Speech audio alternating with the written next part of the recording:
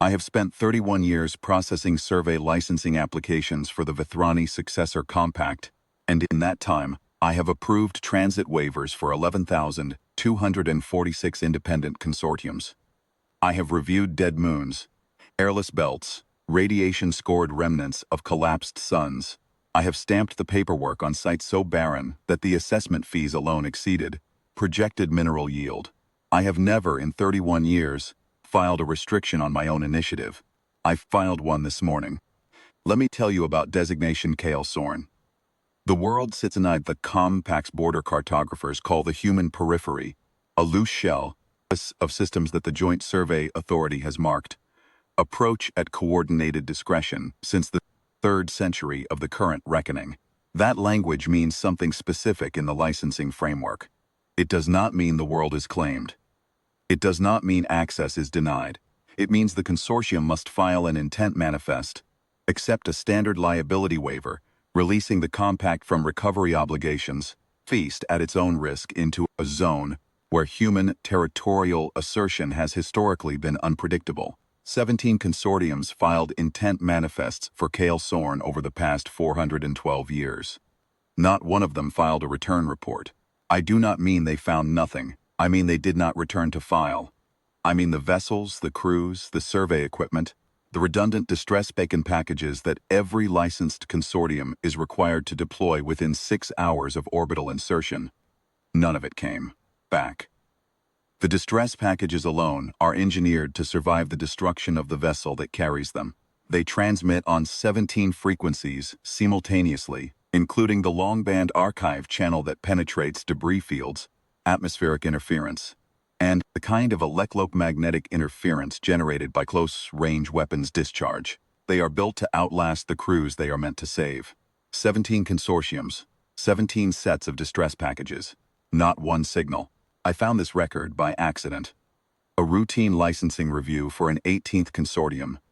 The Sorvith Mineral Extraction Partnership, registered out of the Dravathi outer stations, flagged the kael-sorn approach corridor as historically contested, triggered an automated pull of the prior approach log. The log came back with 17 entries, all closed as unresolved. Which is the compact's bureaucratic language for, we do not know what happened, and we have stopped asking. I called up the full restricted archive on all 17. What I found was not what I expected. The early attempts, the first 4, spanning the first 160 years of the record, were consistent with what a licensing officer would call ordinary frontier loss. Vessels in that era used approaches that the compact has since designated high radiation corridors. Equipment failure, navigational error, debris collision. These were common causes of unresolved cases in the early expansion period. I would have closed the file there if the record had ended at 4. It did not end at 4. The 5th consortium reached orbit. I know this because their entry probe made it back. One entry probe out of a standard package of 9, and it carried 12 seconds of atmospheric spectroscopy data before its telemetry cut. The spectroscopy was unremarkable. A mineral-dense world with a thick silicate crust, trace organics, deep aquifer signatures, the kind of profile that makes surveyors hungry. The probe cut at the moment the parent vessel's transponder went dark. The transponder signal did not degrade. It did not fade or fragment the way a hull failure sounds. It stopped. Clean. The 6th consortium noted the 5th consortium's partial data in their filing. They came better equipped. 3 vessels, redundant sensor arrays, a dedicated communications relay drone left at the system's edge to maintain signal continuity. The relay drone survived. It logged the 3 vessels making orbital insertion, logged the standard 6-hour beacon deployment window, logged silence where the beacons should have activated, and then logged. And here, I want to be precise about the language in the compact abstract, because I read it 3 times to be certain I had it right. Logged an anomalous ground source transmission on the long-band archive frequency, the same frequency the distress beacons use. The transmission lasted 4 seconds. It was not a distress beacon signature. The abstract notes only that the content was non-standard and not cataloged before the relay drone's own log ends. A ground source transmission, something on kael-sorn transmitted on the distress beacon frequency before the relay drone went silent. I sat with that for a long time. The next 8 consortiums, 7 through 14, span a period of about a century and a half. I read each abstract in order. They are not all the same. Some approached from different vectors. One attempted a high-altitude atmospheric pass only, no surface contact, instruments only. The instruments never transmitted. One used a staggered approach, sending a single scout vessel a full planetary orbit ahead of the main fleet, reasoning that if the scout encountered difficulty, the main fleet would have time to reverse course. The scout went dark on schedule. The main fleet reversed course anyway, and when they reported the loss to the compact, they noted in their abstract, and again, I want to be precise about the language, that the scout's silence had been immediate and total, without the graduated signal decay consistent with equipment failure or hull compromise. It did not sound like a vessel dying. It sounded like a vessel being turned off. One of the 14 attempted a robotic-only insertion, no crew. The robots did not return, but the launch vessel, waiting at the system's edge, received a single return package from the surface 14 hours after the robots went dark. The package contained no data. It contained only the mission identifier code of the robotic lead unit, transmitted intact, as if something on the surface had found the unit, read its identifier, and sent it back as an acknowledgement. An acknowledgement. I am a licensing officer. I process mineral rights and transit corridors. I am not equipped to characterize what that means. I wrote it down and kept reading. The 15th Consortium hired a Kethamori xenobiological survey team, one of the most decorated in the outer, compact, and disclosed the prior record in their filing. The xenophysiologist reviewed the abstracts and submitted a pre-approach analysis that I pulled from the archive. Their conclusion was that the anomalous behaviors were consistent with a category they termed reflexive environmental response, a documented phenomenon on a small number of high-complexity geological worlds, in which deep mineral and aquifer systems generate electromagnetic signatures that can superficially mimic structured signals. They assess the risk as within acceptable parameters for a well-equipped survey team. The 15th Consortium reached orbit. The xenobiological team deployed to the surface.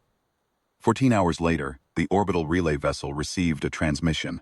The transmission was a standard compact approach advisory in the Kethamori formal dialect, addressed to any vessel in range, advising them that the system they were approaching was subject to human territorial prerogative, and that their presence had been logged.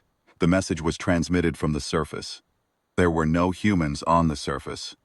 There were no humans anywhere in the system. The nearest confirmed human presence at the time of the transmission was a monitoring station at the human periphery's outer edge, 43 light hours away. The orbital relay vessel departed the system at maximum thrust and did not stop to recover anyone. I do not blame them. I read the 16th and 17th abstracts quickly, because by then I understood what I was looking at. The 16th reached orbit, and their distress packages activated simultaneously, all 9, from all 3 vessels, at the same instant. 4 hours before the scheduled surface approach, as if something below already knew they were there, and decided the 4-hour window was sufficient notice.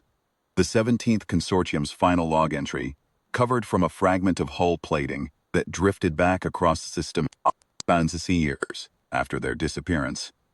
Read in its entirety, it knew we were coming. I closed the archive. I pulled the Sorvith Mineral Extraction Partnerships application and I wrote across it, in the formal denial field, the clearest language I have ever used in 31 years of licensing work. Approach not recommended. Prior attempt record sealed under Compact Restricted Archive Protocol 7. 17 prior consortiums, no returns. Restriction filed on licensing officer's initiative. Do not refile. Then I added a margin note, because margin notes are not reviewed by supervisors, and I needed to say it somewhere that would not end my career. The note said, kael-sorn is inside the human periphery. The humans have never claimed it. They have never responded to any inquiry about it.